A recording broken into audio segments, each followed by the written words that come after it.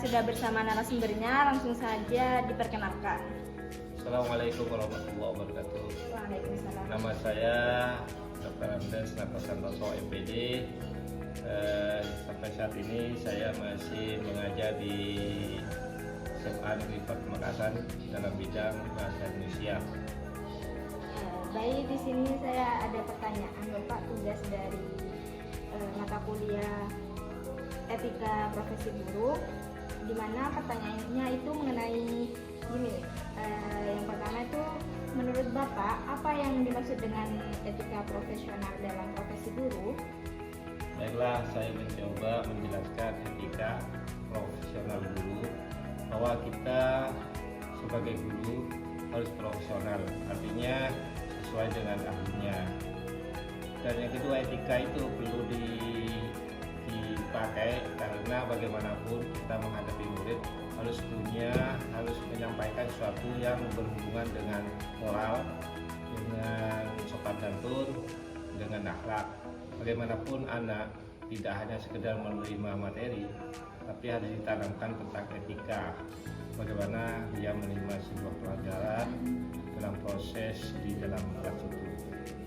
Dengan etika, maka anak itu akan terangkat harga dirinya sebagai murid yang ada di sekolah itu. Mungkin itu yang saya sampaikan tentang etika. Baik, yang kedua ini ada pertanyaan, indikator apa saja yang menunjukkan bahwa seorang guru itu sudah bersikap profesional? Baiklah, indikator apa saja yang harus dimiliki oleh seorang guru ya? Ya. Bahwasanya guru itu yang pertama harus memiliki pengetahuan yang memadai untuk bisa menjawab apa yang menjadi harapan. Yang kedua, harus juga memiliki dan memberikan contoh etika kepada murid agar keduanya bisa berjalan seiring antara pengetahuan yang saya sampaikan dengan etika yang saya berikan kepada murid, sehingga kedua-duanya mampu memberikan warna kepada murid. Akhirnya murid nanti kalau sudah lulus bisa menjadi manusia yang beradab, manusia yang bermanfaat bagi bangsa dan masyarakat, juga kepada agama. Apa artinya ilmu kalau tidak diiringi dengan sebuah etika, dengan moral? Jatuhnya seseorang itu karena tidak memelihara, tidak mengedepankan tentang moral. Kalau moral itu menjadi landasan bagi seorang, maka orang itu akan terangkat belajar. Ini tuh yang Bagaimana cara Bapak mengembangkan kompetensi profesional khususnya dalam penguasaan materi, pelajaran, dan metode pembelajaran? Baiklah, kita sebagai guru harus banyak belajar tentang profesi tersebut. Baik itu materi, dan materi itu harus diberikan kepada murid yang sesuai dengan kebutuhan masyarakat. Sekolah adalah sumber belajar buat anak. Tidak selamanya anak itu belajar dalam kelas. Silakan bisa dibawa ke dunia luar. Oleh karena itu, guru harus terus-menerus membaca fenomena alam sehingga kebutuhan murid akan terpenuhi. Dan guru harus banyak belajar tentang perkembangan teknologi digital sekarang, sehingga harus banyak baca buku sehingga kita bisa mengikuti perkembangan pengetahuan dan teknologi. Jangan sampai kita sebagai guru memiliki sikap dan metode konvensional seperti guru masa lalu, di saat saya masih kecil, guru itu hanya menanamkan bagaimana anak itu menerima materi saja. Karena melihat gejala sekarang, anak-anak sekarang beda jauh dengan anak-anak dulu, terutama dalam hal pergaulan, dalam hal akhlak, dalam hal moral. Itu yang disampaikan. Pernahkah Bapak menghadapi situasi sulit yang menguji komitmen terhadap kode etik? Bagaimana Bapak menyikapinya? Masalah tantangan ya. Kode etik. Setiap orang pasti akan mengalami tantangan. Tantangan jangan kita lari dari sebuah masalah, tapi kita hadapi agar persoalan itu bisa kita atasi. Nah, kita sebagai guru harus tetap mempertahankan kode etik itu. karena guru itu adalah profil yang harus diberikan kepada murid sehingga murid itu bermanfaat bagi masyarakat yang akan datang. Karena kalau guru tidak menjaga tentang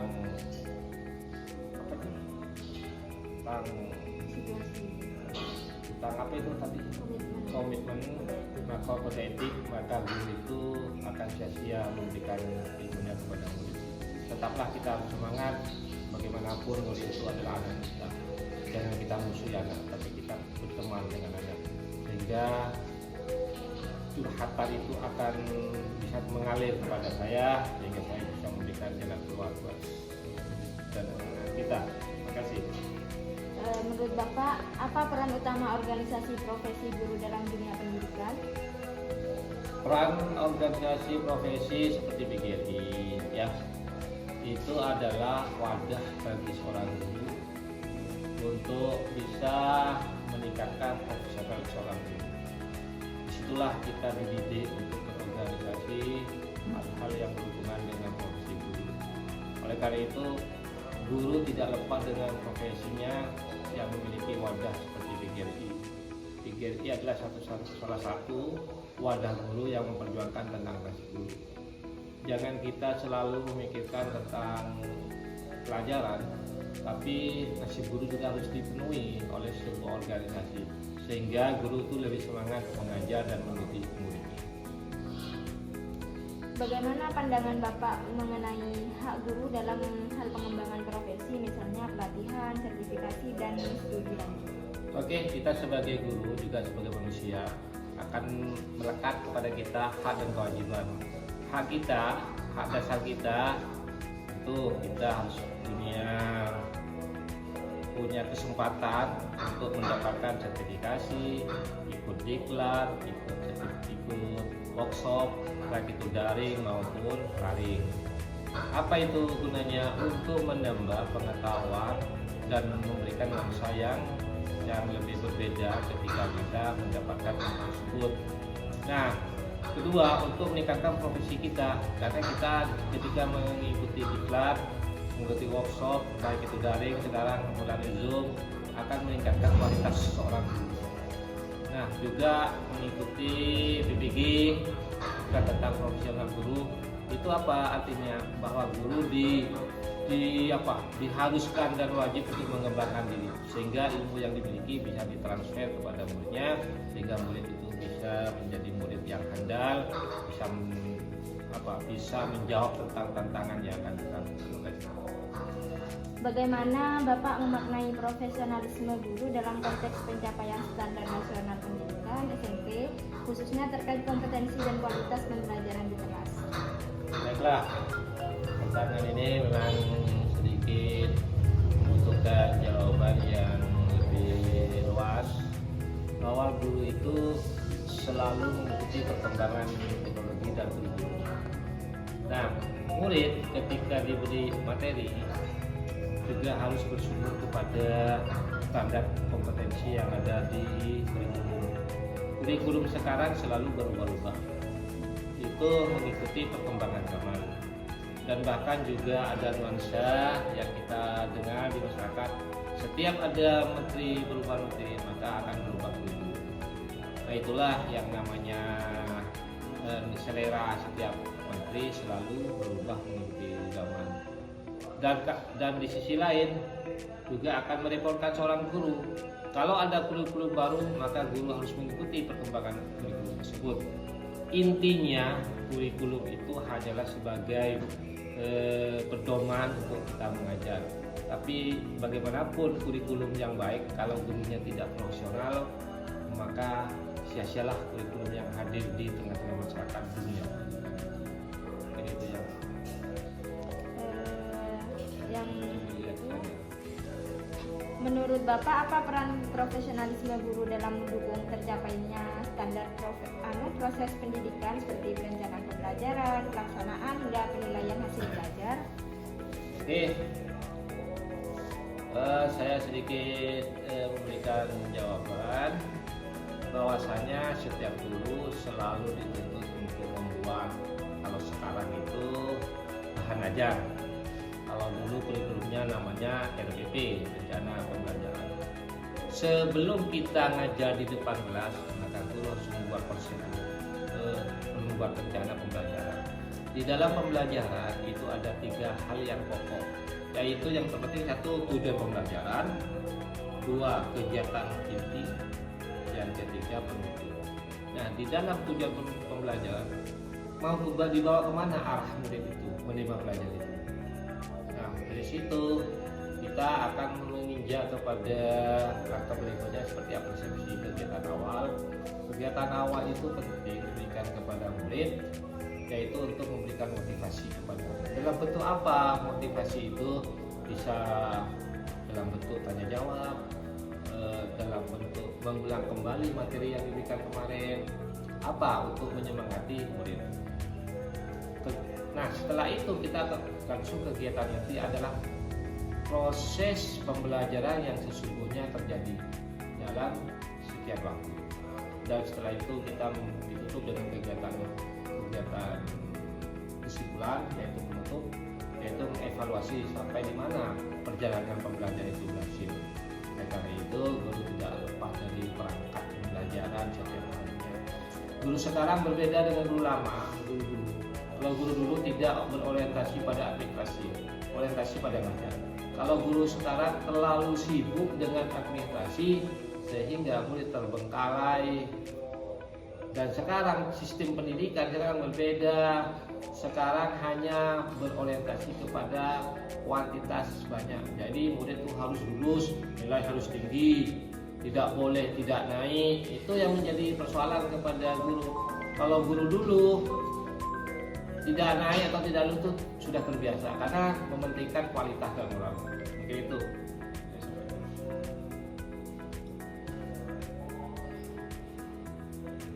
Lanjut saja, soalnya apa strategi yang Bapak terapkan untuk menciptakan iklim belajar yang kondusif di kelas dan bagaimana hal tersebut mencerminkan sikap profesional seorang guru?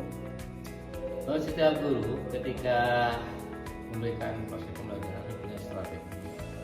Ibarat orang itu mau berperang bersetahun medannya.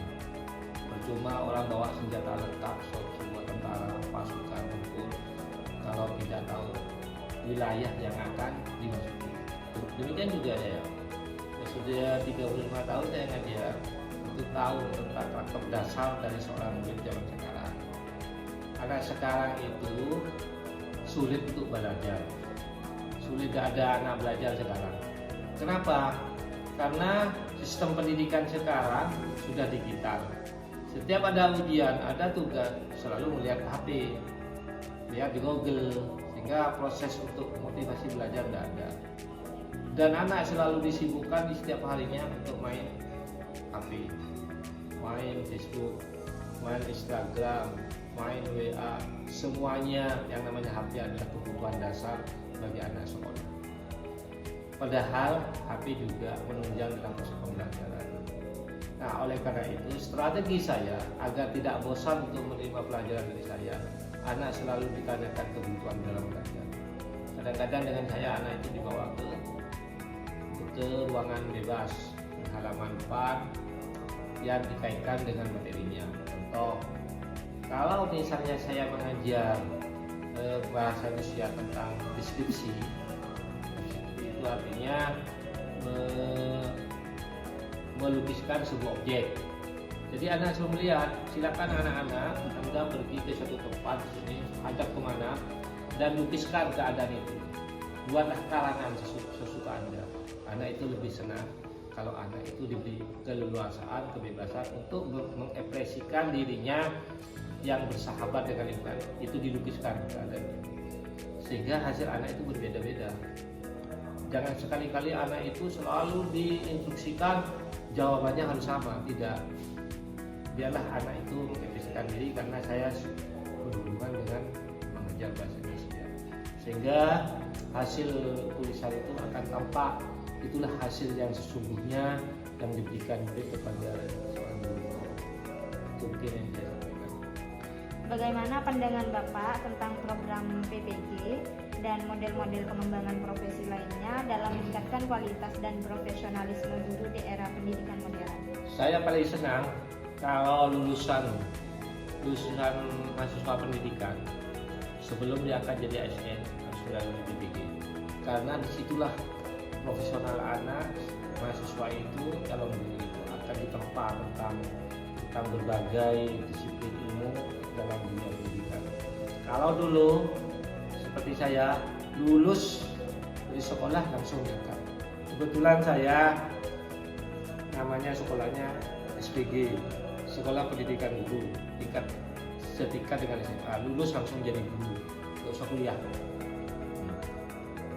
Kalau mau kuliah buat sampingan bisa lanjut.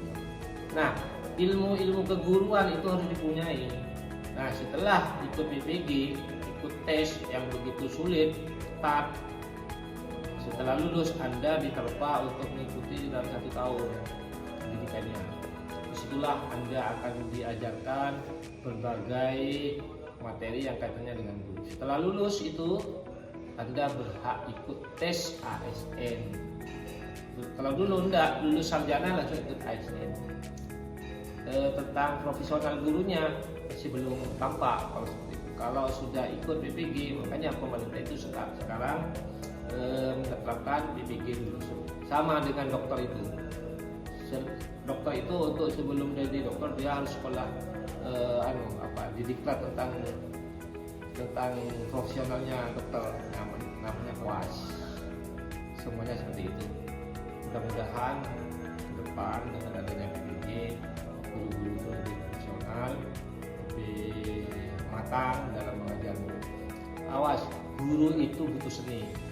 Tidak selamanya kita itu memberikan ilmu saja, tapi butuh bagaimana memberikan materi kepada anak itu bisa menerima, dan anak itu bisa senang kepada seorang guru. Jangan sampai murid itu memberikan kesan bahwa guru itu tidak profesional, guru itu sering marah. Ciptakanlah anak itu senang kepada guru sehingga materi yang disampaikan akan menjadi baik. Terima kasih. Baik, itulah pertanyaan langsung dijawab oleh narasumbernya. Kurang lebihnya mohon maaf. Assalamualaikum warahmatullahi wabarakatuh. Terima kasih. Nah, udah lihat kan video yang barusan? Nah, itulah percakapan saya dengan narasumber langsung dari guru SMA 4 Pamekasan. Kurang lebihnya mohon maaf ya. Wassalamualaikum warahmatullahi wabarakatuh. Bye.